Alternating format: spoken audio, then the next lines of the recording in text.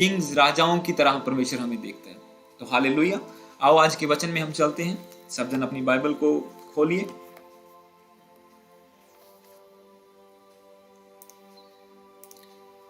हम खोलेंगे मरकुस 4, बुक ऑफ मार्क, मरकुस 4 उसका 3 से लेके 8 तक। आपको स्क्रीन पे वचन मिल जाएगा।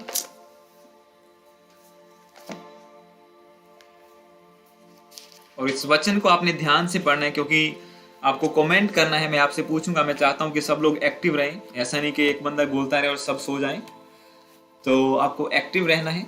इस वचन को जब हम पढ़ेंगे, 4 का 3 से 8 पढ़ेंगे और फिर 14 से 20 तक इन वचनों को पढ़ेंगे। स्क्रीन पे आपको मिल जाएगा, हिंदी में भी और उसमें भी। मैं पूरा वचन नहीं मैंने डाला, आपको बाइबल में पढ़ना है। सिर्फ आपको वहां पे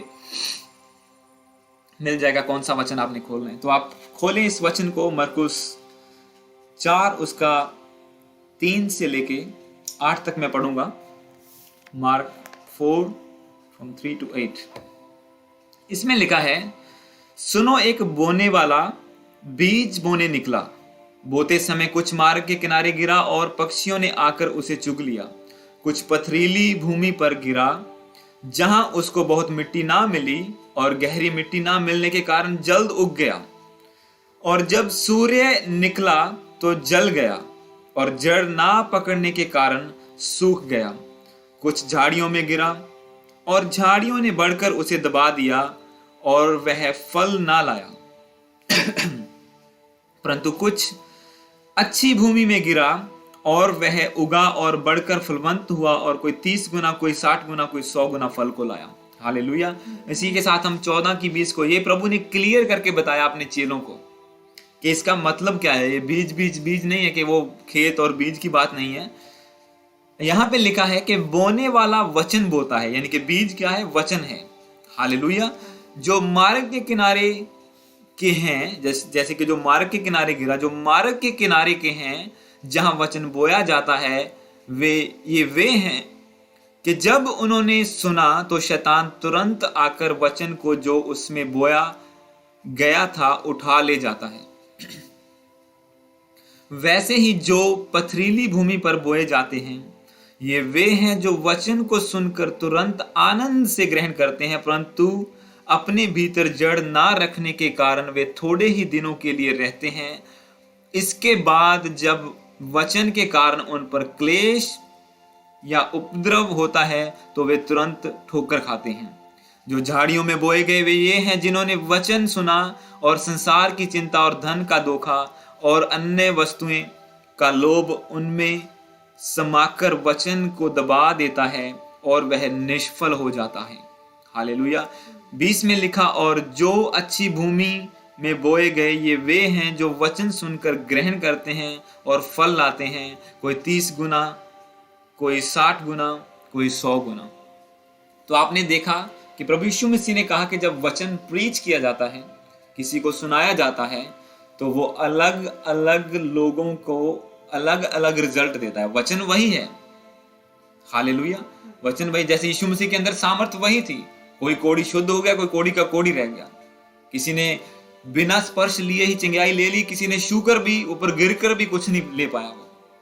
तो ऐसी परमेश्वर कहता है कि जैसे प्रभु की सामर्थ वही थी सबके लिए, पर लोगों की अलग अलग सोच के कारण, अलग अलग माइंड के कारण वो अलग अलग रिजल्ट लेके आता था। इसीलिए प्रभु कहता है कि वचन भी वैसे ही है कि वचन बोने वाला वचन बोता है। अब आपको एक चीज कमेंट करके बतानी है। मैं देखता हूं जो सामने लिखी भी हुई है, बस मैं ये देखना चाहता हूं हम कितने लोग एक्टिव हैं कि यहाँ पे कितनी तरह का रिजल्ट बताया गया है। बाइबल में लिखा है, इसको आप दोबारा पढ़ सकते हैं, मैं 2 मिनट आपको दूंगा, कि जो मार्ग के किनारे में जहां वचन बोया जाता है, उनमें बोया जाता है, वे उठा ले, शैतान आकर चुरा लेता है। तो ऐसे अलग अलग तरीके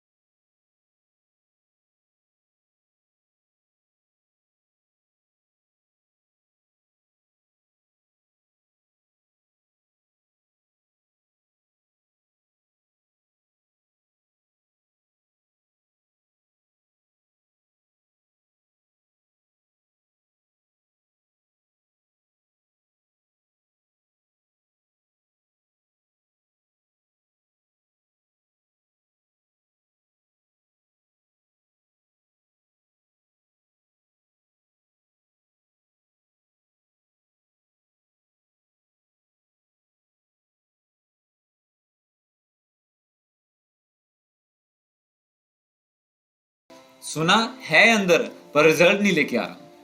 क्यों? बोझ के नीचे है, दबा के रखा हुआ है। हालेलुया। और इसी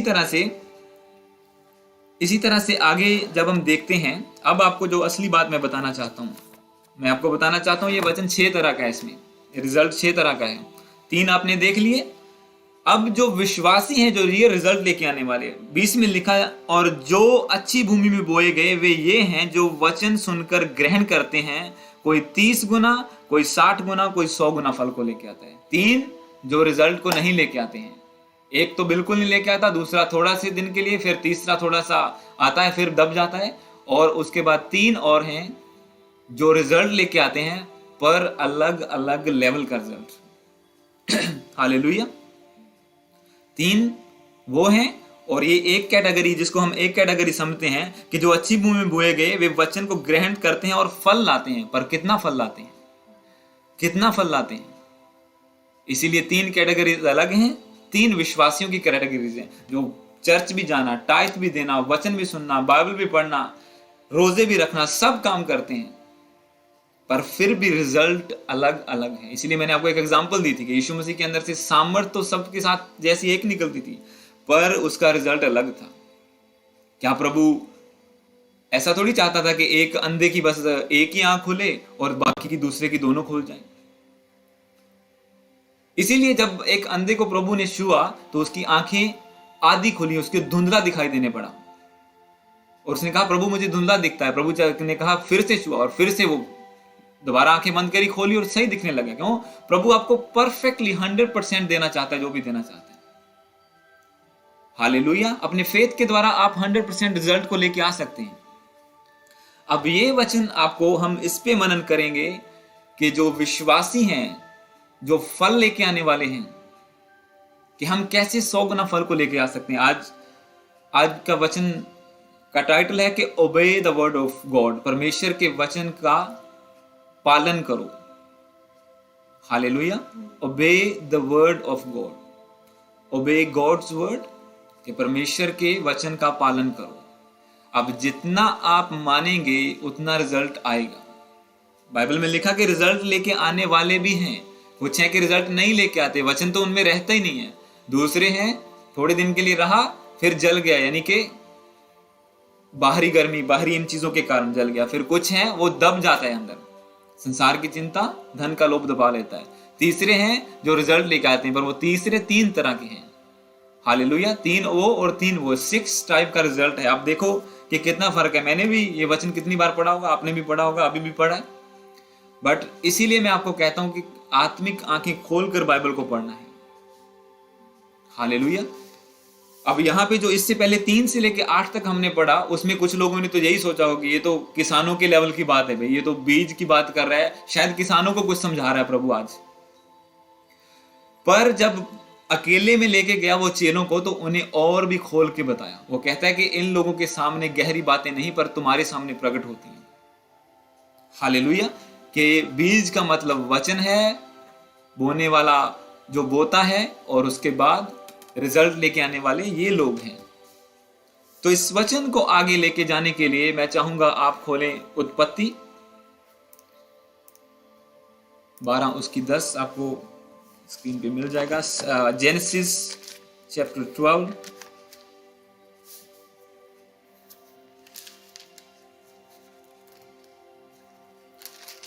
जब आप उत्पत्ति की किताब दोबारा पढ़ेंगे तो आपको एक एक चीज याद आएगी।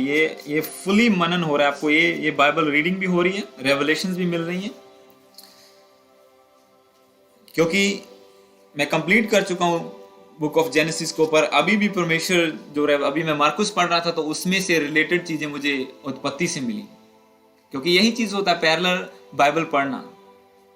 होली स्पिरिट आपको ऑटोमेटिकली लेके जाएगा कि हाँ ये तू पढ़ रहा है, जा इस बुक में जा, पुराने नियम में यहाँ ये पन्ना देख। हालेलुया। तो इसको हम पढ़ेंगे 12 की 10 को। इसमें लिखा है, उस देश में अकाल पड़ा, इसलिए अब्राहम मिस्र देश को चला गया कि वहां परदेशी होकर रहे, क्योंकि देश में भयंकर अकाल पड़ा था। हालेलुया। अब हम किस चीज की बात कर रहे हैं? कि परमेश्वर ने अब्राहम से वादा किया। जब 12 की आप 1-2 को पढ़ते हैं, उसमें पढ़ा लिखा हुआ है कि प्रभु ने वादा किया कि उठ, अपने सब चीजों को, कुटुंबियों को छोड़, एक देश में मैं तुझे दिखाता हूं। 12 की जब आप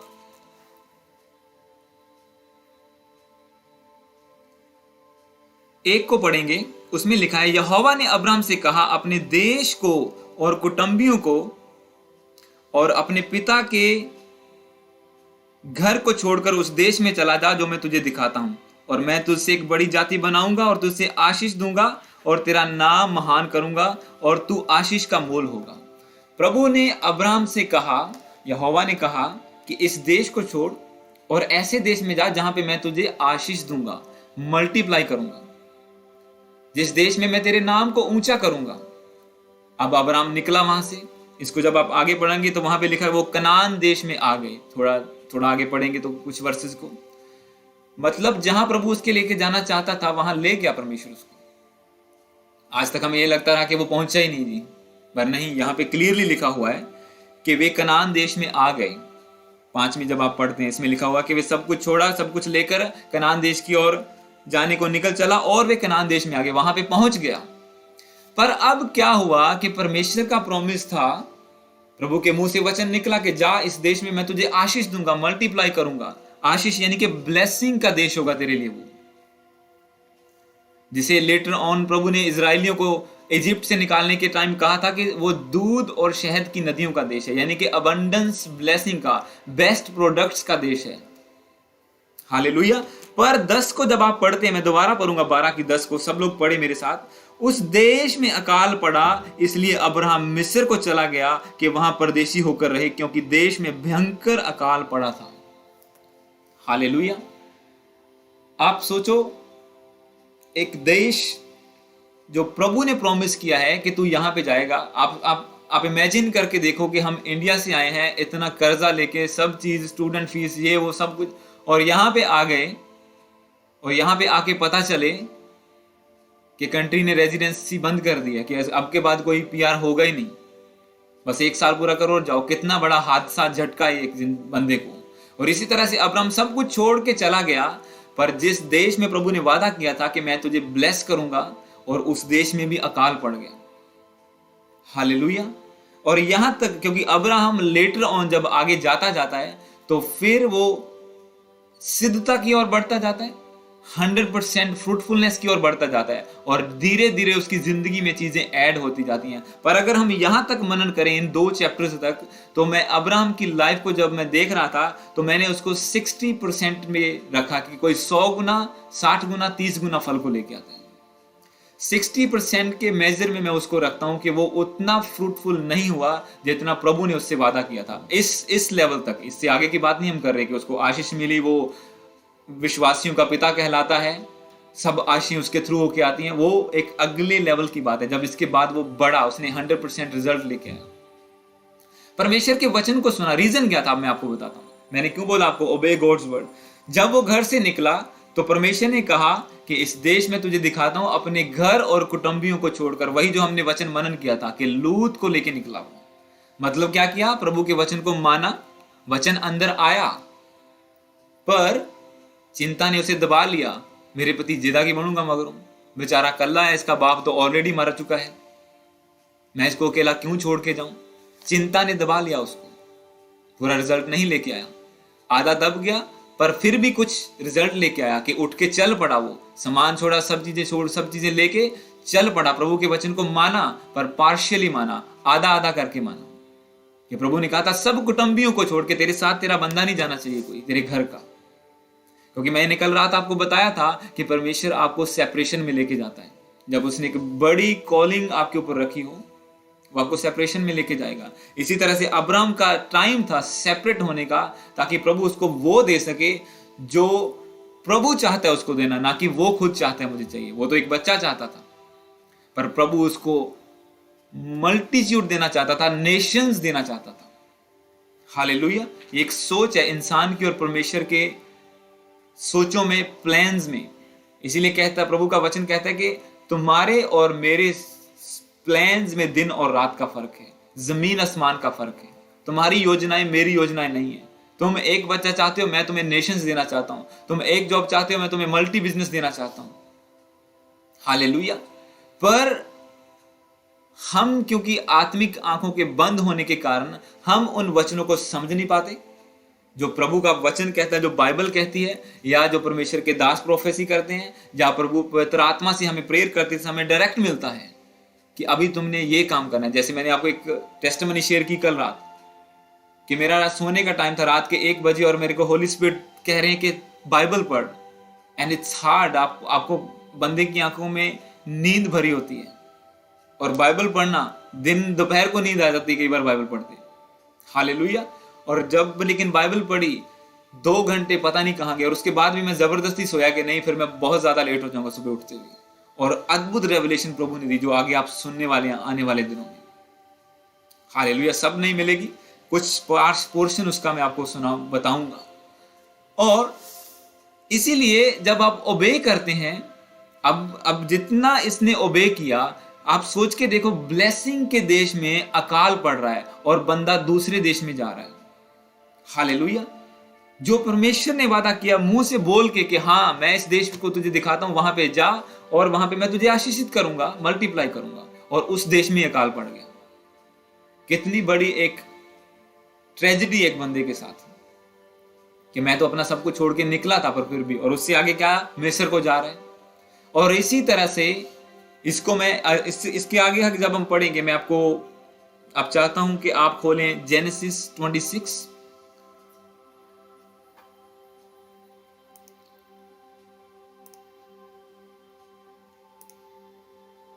उसका 26 का 1 पहले खोलेंगे। जेनेसिस 26 चैप्टर को खोलिए। उत्पत्ति 26 और उसका 1 से लेके 3 तक मैं पहले पढ़ूंगा। उत्पत्ति 26 का 1 से लेके 3 तक, जेनेसिस 26 से लेके 3 तक। 26 की 1 में लिखा है, अब बारी आती है इसहाक की। अब आपको एक चीज और हैरानी की मिलेगी कि उस देश में बार बार, अब देश वही है, अब लिखा है कि उस देश में अकाल पड़ा, यह उस पहले अकाल के से अलग था जो अब्राहम के दिनों में पड़ा था। इसलिए इसहाक गरार को फिलिस्तियों के राजा अबीमेलेक के पास गया। वहां यहोवा ने उसको दर्शन देकर कहा, मिस्र में मत जा, जो देश मैं तुझे बताऊं उसी में रह जा। तू इसी देश में रह और मैं तेरे संग रहूंगा और तुझे आशीष दूंगा, और ये सब देश मैं तुझको और तेरे वंश को दूंगा, और जो शपथ मैंने तेरे पिता अब्राहम से खाई थी उसे मैं पूरी करूंगा। आपको एक चीज देखने को मिलेगी यहां पे कि परमेश्वर ने अब परमेश्वर ने क्या किया, आइजक से बात की, इसहाक से बात की और उसे दूसरे देश में जाने से रोका। पहले अब्राहम के टाइम कनान में अकाल पड़ा, वो मिस्र में गया, धक्के धुक्के खा के लूत को अलग करके फिर वापस आया और फिर वहां पे रहने लग गया। अब वहां पे उसके बेटा पैदा हुआ इसहाक, क्योंकि उसके बाद वो 100% सिद्धता की, और इसीलिए प्रभु ने कहा था मेरी उपस्थिति में चलता जा, सिद्ध होता जा, क्योंकि प्रभु वो बारीकी की चीजों को देखता है। आप इमेजिन करो कि अगर हम लोग यहां बैठे देख सकते हैं कि हाँ कौन सा बंदा आ रहा है जा रहा है लाइव में, क्या अगर हम इन चीजों को मॉनिटर कर सकते हैं, वो मॉनिटरिंग होती है हर चीज की कि कौन कैसे वचन से सब चीजें हैं, कितना एक्टिव है बंदा, तो परमेश्वर जो मन को जानता है वो क्या क्या छुपा लेंगे हम उससे। हालेलुया। इसीलिए अब्राहम जो सब कुछ छोड़ छाड़ के भी चला, फिर भी उसको प्रभु ने कहा कि मेरी उपस्थिति में चल और सिद्ध होता जा, मतलब मेरे वचनों को अच्छे तरीके से मान, जो मैं कहता हूं वो कर। ऐसा नहीं कि मैंने कहा कि सब छोड़ और लूत को उठा ला, मैंने कहा यहां जा और तू आगे निकल गया। इसीलिए परमेश्वर ने उससे बात नहीं की जब वो मिस्र को और जा रहा था कनान को छोड़ के, क्योंकि उसने ओबे करने में, वचन को मानने में पूरा 100% अपना नहीं दिया था। हालेलुया। संसार की चिंता ने, बेटे के भतीजे की चिंता ने कुछ वचन को दबा दिया। और अब यहाँ पे इसहाक की बारी आती है। इसहाक के टाइम में भी अकाल पड़ा, और बाइबल में लिखा है कि ये उस अकाल के समान नहीं था जो अब्राहम के टाइम पड़ा था। और वे इसहाक गरार के फिलिस्तियों के राजा अबीमेलेक के पास गया, यानी कि इसहाक भी एक मूव पर था कि मैं देश को छोड़ के चला जाऊंगा, पर प्रभु ने उसे दर्शन दिया और कहा कि तू यहां पे रह, मैं तुझे आशीष दूंगा, ब्लेस करूंगा। सेम वर्डिंग जो परमेश्वर ने अब्राहम को कही थी कि जैसा मैंने तेरे पिता से वादा किया था मैं तेरी लाइफ में पूरा करूंगा।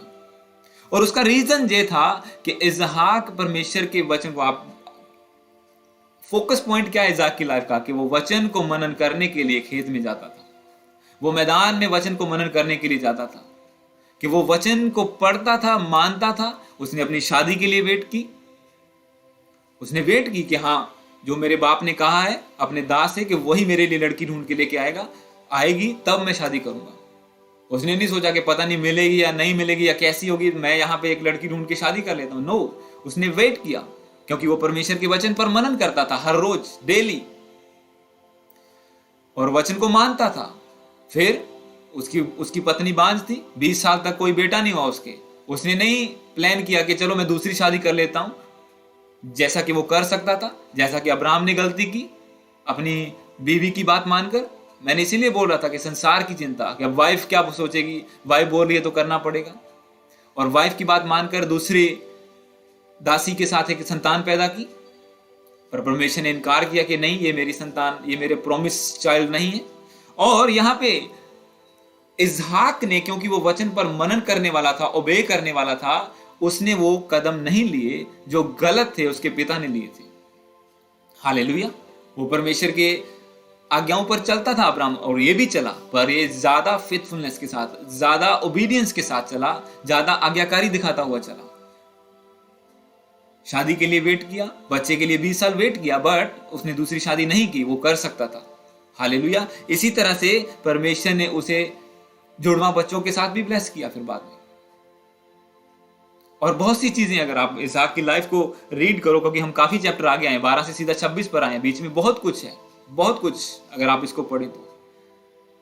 पर यहां पे परमेश्वर की आवाज को वो सुन पाया, और गरार देश में यहां पे लिखा कि वहां उस देश में अकाल पड़ा, उससे पहले अकाल के समान नहीं था जो अब्राहम के दिनों में पड़ा था। इसलिए इसहाक गरार को फिलिस्तियों के राजा अबीमेलेक के पास आया। आपको ऐसा लगता हो कि ये वो चला गया। मैं आपको एक चीज दिखाता हूं, आपको अपनी स्क्रीन पर देख सकते हैं। ये देखो जो मैंने सर्कल किया है, ये वो गरार है देश, आप अपनी स्क्रीन पर देख सकते हैं इसको। ये कनान के अंडर ही आता है, ये कनान देश नहीं है, मतलब ये उसका एक अलग गांव कह सकते हैं, एरिया कह सकते हैं। हालेलुया। ये वो अलग एरिया, ये जो आप देख रहे हैं, जो गरार लिखा हुआ, जो मैंने सर्कल किया, ये कनान देश है पूरा, और उसी का एक हिस्सा है। मतलब वो उस देश से बाहर नहीं गया, पर वो जाने पर था। इससे पहले कि वो जाता, प्रभु ने उसको क्या किया, उससे बात की और कहा कि इसी देश में रह, और इस देश में मैं तुझे ब्लेस करूंगा। अब वचन मानने का, क्योंकि वो पहले वचन मानता था, उसने रिजल्ट को देखा था, उसे बेस्ट वाइफ मिली, जुड़वा बच्चे मिले, और अब परमेश्वर की आवाज को सुन पा रहा था वो। अब इस आज्ञा को, इस वचन को मानने का रिजल्ट, अगर आप, क्योंकि मैं इसहाक की लाइफ को 100% रिजल्ट में लेके आता हूं, कि जो वचन को सुनकर 100 गुना फल को लेके आते हैं।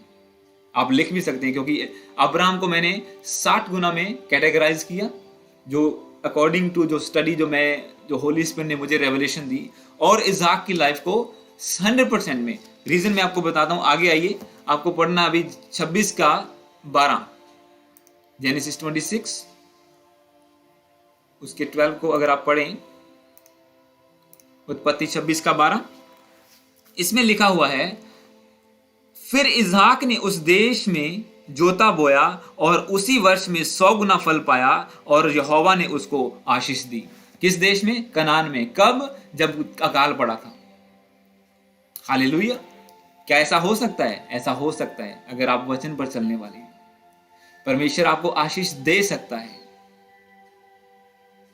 और आप उसका 100 गुना रिजल्ट भी पा सकते हैं। मैं दोबारा पढ़ूंगा, इसमें लिखा है, फिर इसहाक ने उस देश में जोता बोया और उसी वर्ष में, लाइक सेम ईयर, उसी वर्ष में 100 गुना फल पाया, और यहोवा ने उसको आशीष दी।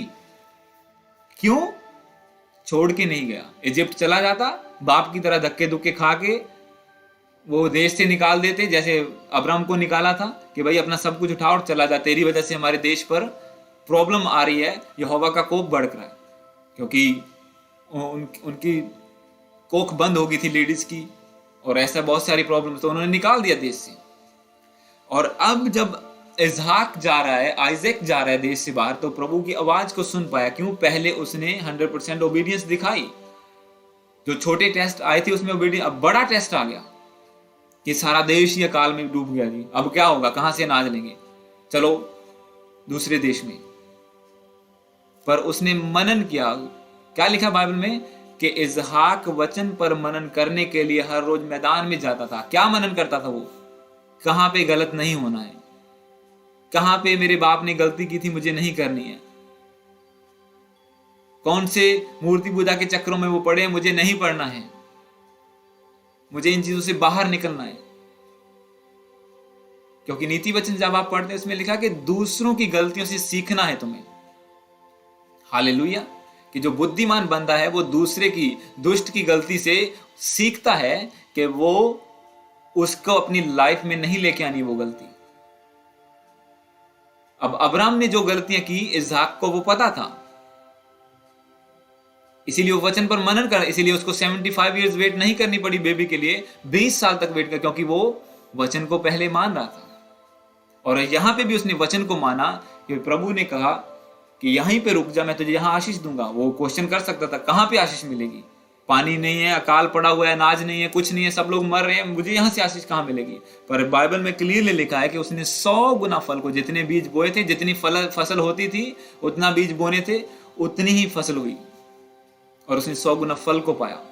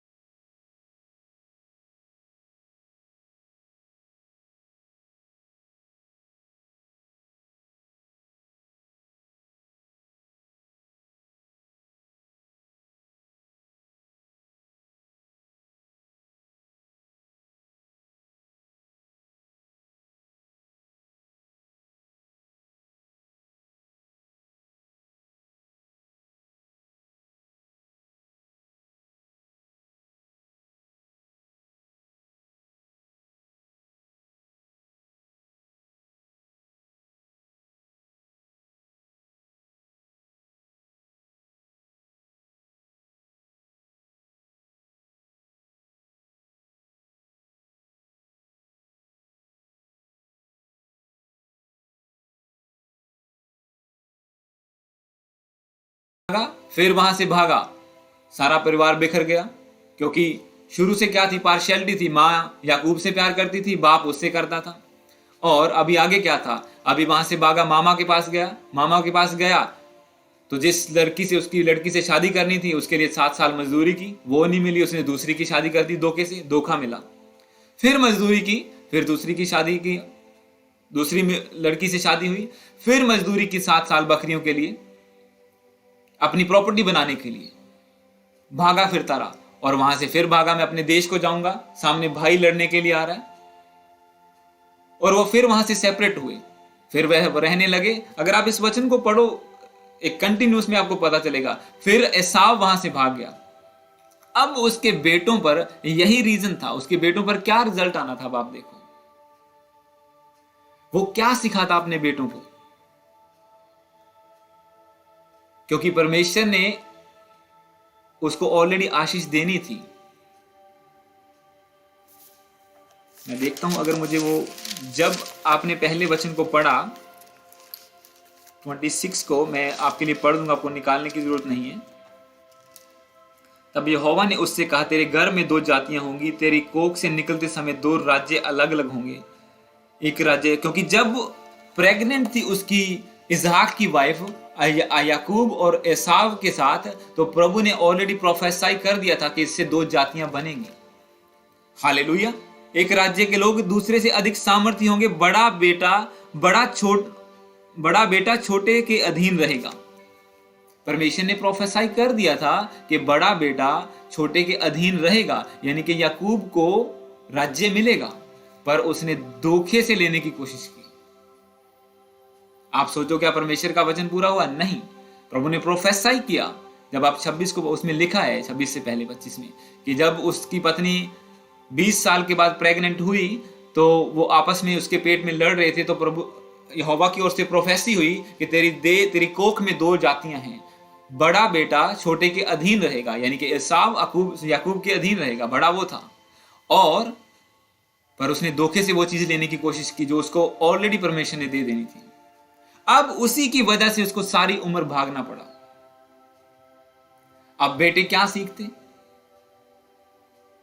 इतने बेटे थे, उन्होंने देखा सारी उम्र, जब पैदा हुए तब मिले कि पापा गदियां लेके इधर जा रहा है, ताया गदियां लेके इधर जा रहा है, तीजे दिन इधरों चक्को तंबू उधर चलो। हालेलुया। कि बाप गदियां गायियां लेके इधर को जा रहा है और उसके बाद अंकल इधर को जा रहा है, और वो क्या सीखा उन लोगों ने? कुछ भी नहीं। और वही चीज उनकी जिंदगी में पैदा हो गई, और वही वचन उनकी जिंदगी में पैदा हो गया, और वो अपने भाई आपस में नफरत करने लगे, छोटे भाइयों से। जैसे उन 2 भाइयों के बीच में नफरत थी, इसी तरह से जो याकूब और जो यूसुफ और बिन्यामीन थे, वो 2 एक औरत से थे उसके बेटे, और बाकी एक से, और उनका आपस में बैर था, बड़ों का छोटों के साथ नफरत थी उन लोगों की आपस में। इसको हम आगे देखेंगे वचन में। अभी अब आप देखो कि उसकी लाइफ, जो बंदा कनान में बैठा हुआ है, जिसने अपने बाप को अकाल में फलवंत होते हुए देखा है, जिसने फ्रूटफुलनेस को देखा आते हुए, चलो तब छोटा होगा वो, पर लेटर ऑन जैसे उसने हिस्ट्री पढ़ी, अपने बाप की लाइफ को मनन किया और वो गलतियां नहीं की, इसी तरह से याकूब ने अपने बाप की लाइफ को मनन नहीं किया, क्योंकि वो हर वक्त भागने वाला बंदा था। इस देश से उस देश में, मामा के पास, मामा से भाई के पास, भाई से फिर दूसरे देश में गया, और यहां से फिर उसको भागना पड़ रहा है कि बेटों को बोल रहा है कि अकाल पड़ा है, अनाज नहीं है, जाओ दूसरे देश से, मिस्र से लेके आओ। जबकि उसके बाप ने प्रैक्टिकली ये दिखाया करके कि हाँ, परमेश्वर के वचन को मानने के द्वारा मैंने 100% फसल को काटा है, अकाल में भी, क्योंकि मैंने 100% वचन को माना है। हालेलुया। मनन ना करने की वजह से वचन को, जैसे उसको जो उसके बाप ने कंटिन्यूस किया कि वचन पे मनन करता रहा सारी जिंदगी, इसने नहीं किया, और रिजल्ट कितना रह गया? 30 गुना। क्योंकि आप देखो तो बहुत सारी चीजें हैं जो इसकी लाइफ में अपसेट हैं, बहुत सारी चीजें हैं जो इसकी लाइफ में इसको वो रिजल्ट नहीं ला पाया, ये जैसा परमेश्वर ने प्रोफेसी किया था इसके ऊपर।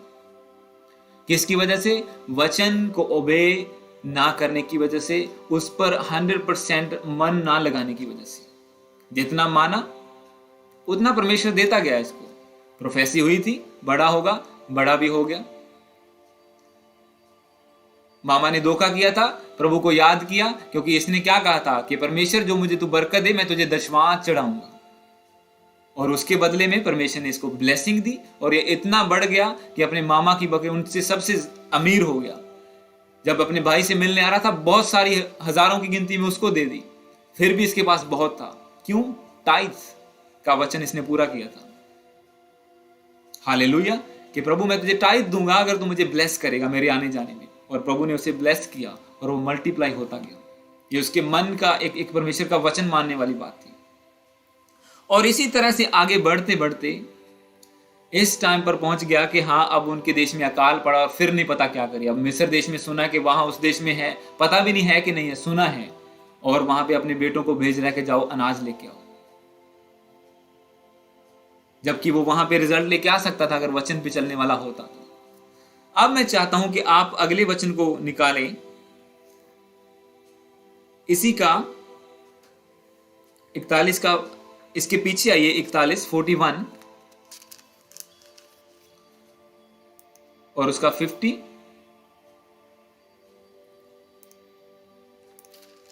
इसके पीछे 41 का 41 का 50 और 50 से लेके 52 तक हम पढ़ेंगे। यहां पे लिखा हुआ है, अकाल के प्रथम वर्ष के आने से पहले यूसुफ के 2 पुत्र ओन के याचक पोतीपोरा की बेटी आसनत से जन्मे। यूसुफ ने अपने जेठे का नाम यह कह के मनश्शे रखा कि परमेश्वर ने मुझसे मेरा सारा क्लेश और मेरे पिता का सारा घराना भुला दिया है। दूसरे का नाम उसने यह कहकर एप्रैम रखा कि मुझे दुख भोगने के देश में परमेश्वर ने फलवंत किया है। मैं इंग्लिश में 52 को पढ़ूंगा, इसमें लिखा है, For God has made me fruitful in the land of my affliction। कि जिस देश में कोई प्रॉमिस नहीं है परमेश्वर का, जो देश मूर्तियों वाला देश है, उसमें भी परमेश्वर ने मुझे फलवंत किया है। इसकी वजह से अपने बेटे का नाम क्या रखा? एप्रैम रखा, कि परमेश्वर ने मुझे दुख भोगने के देश में भी फलवंत किया है। ये उस टाइम की बात है जब वो पूरे देश के ऊपर राज्य एक कह सकते हैं आप करना शुरू कर दिया था यूसुफ ने, जो गुलाम बन के आया था, और अब वो प्रधानमंत्री बन गया। सारा अनाज उसके हाथ में, सब लोग उसकी आज्ञा मानते हैं। राजा ने सब रिस्पॉन्सिबिलिटी उसको दे दिया। एक बंदा जो एक लैंड ऑफ अफ्लिक्शन, एक दुख के देश में है, जहां पे दुख क्लेश ही होते हैं। क्यों? क्योंकि वो सिर्फ जो हाईएस्ट पोस्ट वाले लोग हैं उन्हीं के लिए वो स्वर्ग है। जैसे अगर आप यूएई में जाओ, दुबई में, दूसरे अरब कंट्री में जाओ, तो वहां पे जो लोग एक्चुअली हाई स्टेट में हैं, जो वहां के देश के लोग हैं, उन्हीं के लिए वो एक कह सकते हैं लग्जरी लाइफ है। जो नीचे काम करने वाले हैं उनको पूछ के देखो कि क्या हाल है उनका, आप वीडियोस देख सकते हैं। इसी तरह से मिस्र देश क्या था कि वो जो लग्जरी लाइफ वही जीते थे जो राजा लोग थे, फिरौन, उसके कर्मचारी और जो इजिप्शियन लोग थे। पर जो गुलाम यहूदी और ये लोग आते थे वहां पे, वो सब गुलामी का काम करते थे।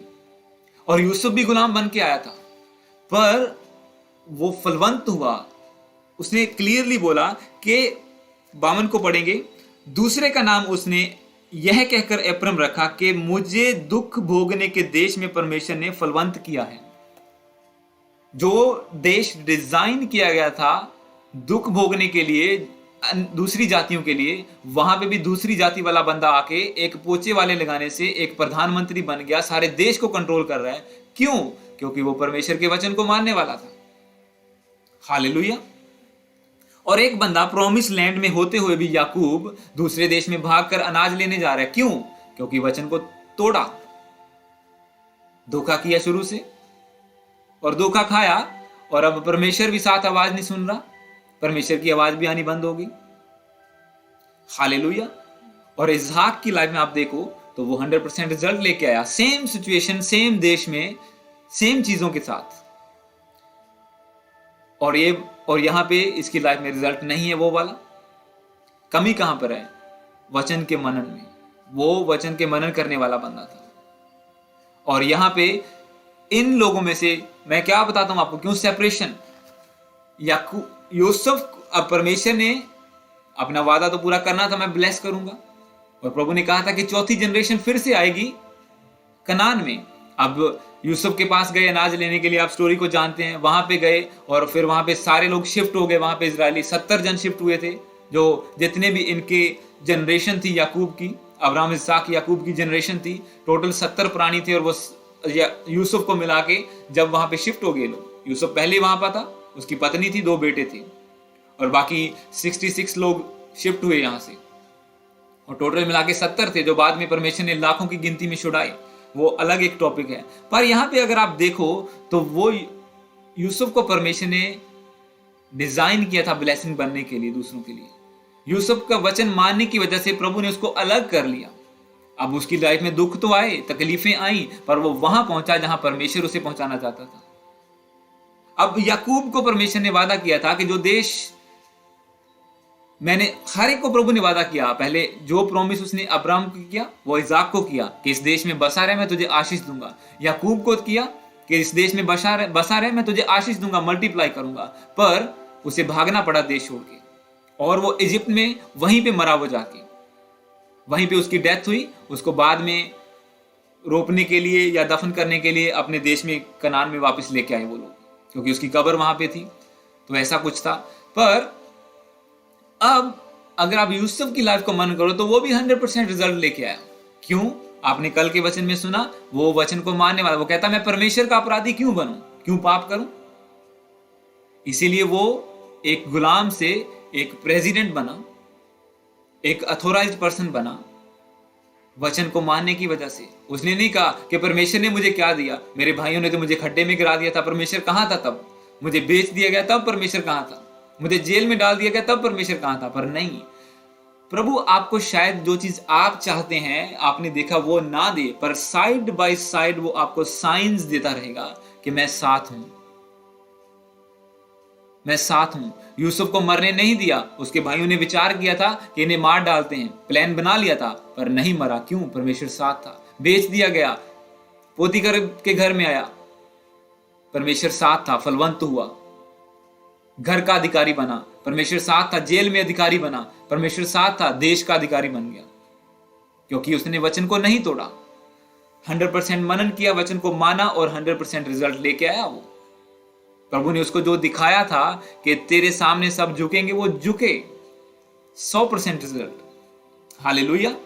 डॉट टू डॉट फुलफुलनेस वो प्रोफेसी की। और याकूब के ऊपर प्रोफेसी हुई थी कि छोटा बड़े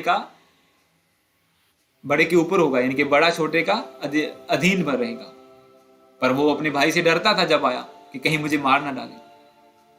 हालेलुया। ये गहरा वचन है जो आपको, अब जब परमेश्वर सेपरेशन में लेके जाता है, क्योंकि उसको सेपरेशन में जाना इजी नहीं था, उसको खड्डों में से गुजरना पड़ रहा, गुलामी में से, हर चीज में से। अब प्रॉब्लम कहां पे आती है कि 100% रिजल्ट लेके आने के लिए हमें सेपरेशन में जाना पड़ता है।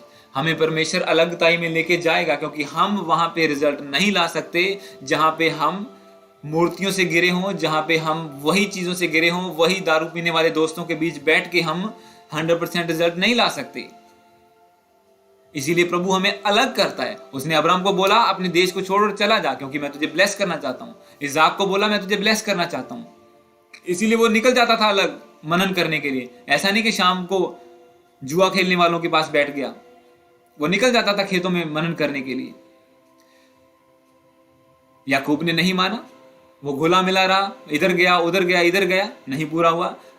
यूसुफ सेपरेशन में गया, भाइयों से अलग हुआ, जहां पे हमेशा झगड़ा था कि ये कौन है छोटा सा, हमें से ऊपर नहीं। उसके और 11 भाई और थे, पर प्रोफेसी किसके ऊपर पूरी हुई? प्रभु के वचन को मानने वाला कौन था? वो यूसुफ था। पर मैं आपको एक चीज बात बताना चाहता हूं। लास्ट वचन को हम पढ़ेंगे, मरकुस उसका 3 उसका 20। बुक ऑफ मार्क, मरकुस 3 का 20 हम पढ़ेंगे, और फिर उसके बाद हम फिनिश करेंगे। प्रॉब्लम कहां पे आती है?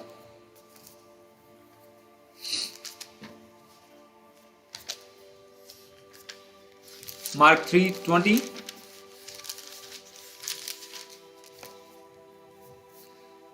यहां पे लिखा हुआ है तब वह घर में आया और ऐसी भीड़ इकट्ठी हो गई कि वे रोटी भी न खा सके।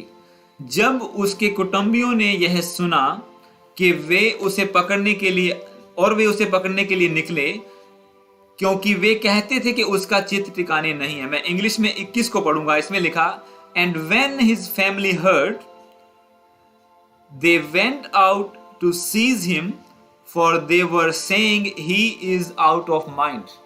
आपको पता है किसकी बात हो रही है? यीशु मसीह की बात हो रही है। अगर इससे पहले के वचनों को आप पढ़ो तो उसमें लिखा है, 11 को अगर आप पढ़े, इसमें लिखा, अशुद्ध आत्माएं भी जब उसे देखती थी तो उसके आगे गिर पड़ती थी और चिल्लाकर कहती थी कि तू परमेश्वर का पुत्र है। 11 में ये लिखा हुआ है। 14 में लिखा कि उसने 12 बंदे नियुक्त किए कि जैसा काम वो करता है वैसे करें, दुष्ट आत्माओं को निकालें, रोगियों को चंगा करें। एक स्ट्रेटजी के साथ प्रभु यीशु मसीह चल रहे थे, पवित्र आत्मा से भर के चल रहे थे, लोग देख रहे थे, भीड़ उसके पीछे थी। पर फैमिली क्या कह रही है? 21 में क्या लिखा है? And when his family heard they went out to seize him, मतलब उसे पकड़ने के लिए गए। They were saying he is out of mind, कि उसका दिमाग खराब हो गया है। किसका? यीशु मसीह का। कौन बोला था? परिवार के लोग। हालेलुया।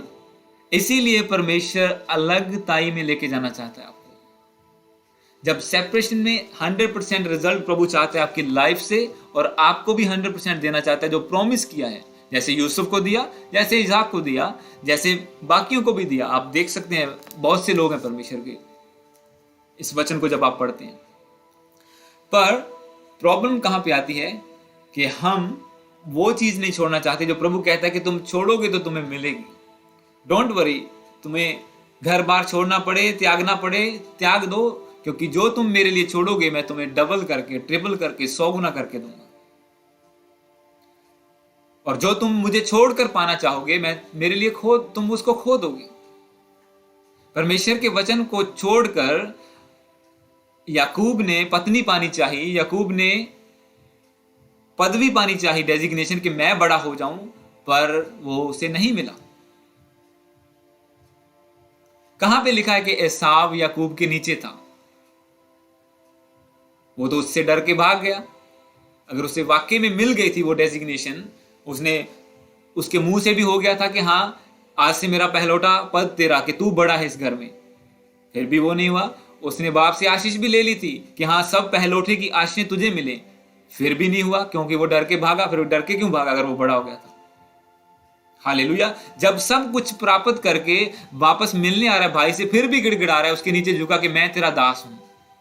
बाप, बच्चे, पत्नियां सब झुकी उसके सामने। क्यों? वो छोटा होके भी बड़ा था और ये बड़ा होके भी छोटा था। क्यों? परमेश्वर के प्लान के अकॉर्डिंग नहीं चला, वचन को नहीं माना। वचन को तोड़ के आप जो पाना चाहेंगे उसे खो देंगे। यहां पे भी प्रभु के बारे में उसकी फैमिली यही कहती है कि उसका दिमाग खराब है। क्यों? वो 100% वचन पे चलने वाले थे परमेश्वर। किसी की बुराई नहीं करनी, गाली नहीं देनी, कोई मारता है घर में नहीं आने देता, अगले घर चले जाते थे। कोई गांव में नहीं घुसने देता, अगले गांव चले गए। बुराई के बदले बुराई नहीं करनी, 100% पिता की मर्जी को पूरा करना है। और लोग कहते हैं, घर वाले कहते हैं, इसका दिमाग खराब है।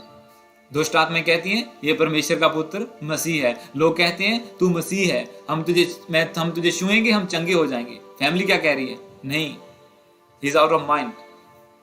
हालेलुया। तो यहां पे प्रॉब्लम आती है जब परमेश्वर का वचन हम रिजल्ट लेके आना चाहते हैं, तो ये दिक्कतें आती हैं। पर अगर हम इसकी परवाह नहीं करेंगे, आगे बढ़ेंगे, तो परमेश्वर आपको वही रिजल्ट देगा जो उसने सोचा है। वो ब्लेसिंग जो आपके लिए रखी है आपकी सोच से बाहर। वो कहता है मैं इतना दूंगा तेरे रखने की जगह ना होगी। मुझे परख के देख, मैं आकाश की खिड़कियां तेरे लिए खोलता हूं कि नहीं खोलता हूं। विश्वास तो करके देख। हालेलुया। तो ये आज का वचन आपको जो मिला, आपको ध्यान रखना है कि ये आपके ऊपर है, आप कितना रिजल्ट लेके आ सकते हैं। That's it, final. आपको मैंने बता दिया क्लियरली कि ये कैटेगरीज हैं। कुछ तो ऐसे ही हैं कि हाँ, वही पहली बात कि गिरा और गया, वचन का बीज। जैसे लाइव बंद किया या प्रेयर मीटिंग से उठे या चर्च से बाहर गए और बस उसके बाद साफ है, यहां पे कुछ नहीं है। वही चीजें दिख रही हैं जो सामने नजर आती हैं, जो वचन कहता है वो नहीं। इसीलिए कुछ लोग वर्शिप नहीं करना चाहते। जी अभी तो वर्शिप चल रही होगी, अभी क्या ज्वाइन करना, अभी तो वचन चल रहा। और हैरानी की बात है, कुछ लोग सिर्फ फाइनल प्रेयर ही अटेंड करना चाहते हैं कि सिर्फ बस फायर आ जाए और दैट्स इट, हमें कुछ नहीं चाहिए। पर असली बात तो वचन नहीं देनी है, असली ब्लेसिंग तो वचन नहीं देनी है ना। वो चीज को कैसे आप गेन कर पाओगे, कैसे मेंटेन कर पाओगे जो चीज आपको बिना वचन के मिली है? कैसे आपको मिलेगी वो चीज, या कैसे आप उस चीज को मेंटेन कर पाओगे अपनी लाइफ में? हालेलुया। तो ये आपको विश्वासियों की कैटेगरीज मैंने बताई है कि जो फल लेके आते हैं।